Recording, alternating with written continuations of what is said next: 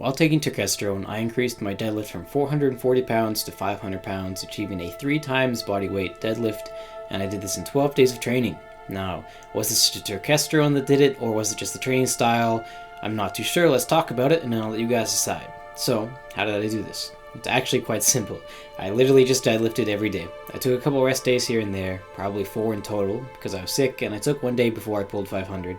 Now, I did not come up with this idea of training or the method. I got this from Eric Bugenhagen, so shout out to Eric. Big inspiration for sure.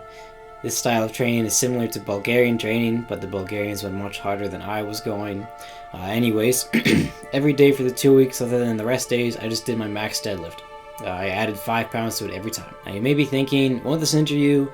And well, maybe for a beginner, if you're being too reckless, then sure it will. But as you can see, I made it out injury free. In fact, my back feels better than ever. I actually had minor back pain for quite a while, for quite a few months before doing this, and the more I did this, the more it went away, so I don't know, take that as you will. Doing this helped me improve my deadlift form, warm-up, and progression substantially. Was I sore? Yes, I was. The recovery really wasn't that bad though, seeing as I only did 1 rep every day.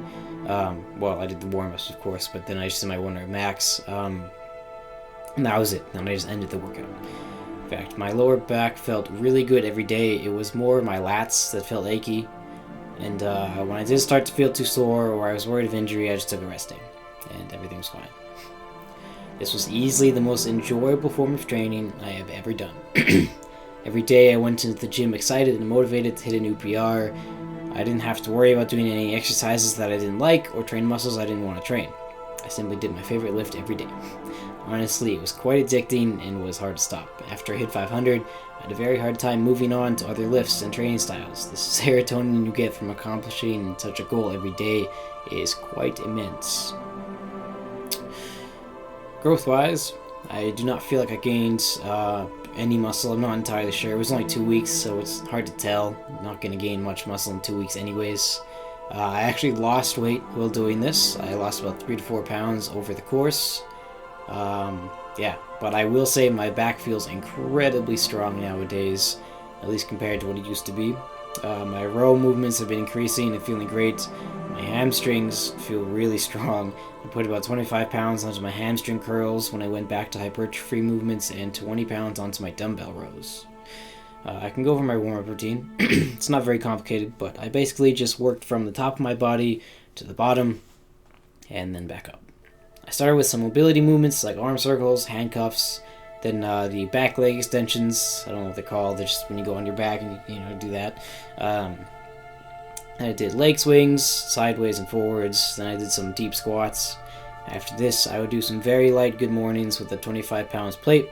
Then a set of bicep curls, tricep extensions, and chin-ups, then shrugs. I then did around 10 reps with the bar, 5 to 6 with 135, 3 to 4 with 225, 1 to 315, 1 for 395, 1 for 425, then 1 for usually whatever was within 40 to 50 pounds of the max I was going for. So for the 500 day, I believe I did 455 pounds as the pre-rep before the 500. I took a lot of rest in between sets, usually just walking to the bathroom to take a pee or something. I also drank intra-workout every time. I don't know if you necessarily need that because you're not exactly doing much hypertrophy, but it helped me. I liked it, and I mean, if anything, placebo would do something. I took usually just 1 to 2 scoops of grill mode every day. Usually just 1 scoop, because 2 scoops was making me nauseous sometimes. Something in it, I guess, but yeah. The style might be pretty daunting, but once you get into it, you'll learn lots about your form and breathing and body in general. My bracing and breathing has improved quite a lot, as well as my leg flexibility, surprisingly. I can squat a lot deeper now with much less discomfort. If you want to improve one of your combat movements, especially something like deadlifts, I think you should give this a shot. Obviously, pay attention to your body and stay safe with it. For something like bench press, if you're doing it every day, make sure to do different variations to keep your shoulders safe. I also did some benching after a few deadlifts or on rest days. I only did it about 4 or 5 times in the 2 weeks, but I did put my bench max up 15 pounds. This training style certainly isn't for everyone, but it is very, very, very fun. It was well worth my time. It was literally the most enjoyable training I have ever experienced in my entire life. And it really helps with your mindset too, going into the gym, wanting to just get a new PR as your favorite lift. You like, it's, I don't know, it's great. It's extremely, extremely rewarding and very fun. Was it the testosterone that did it for me?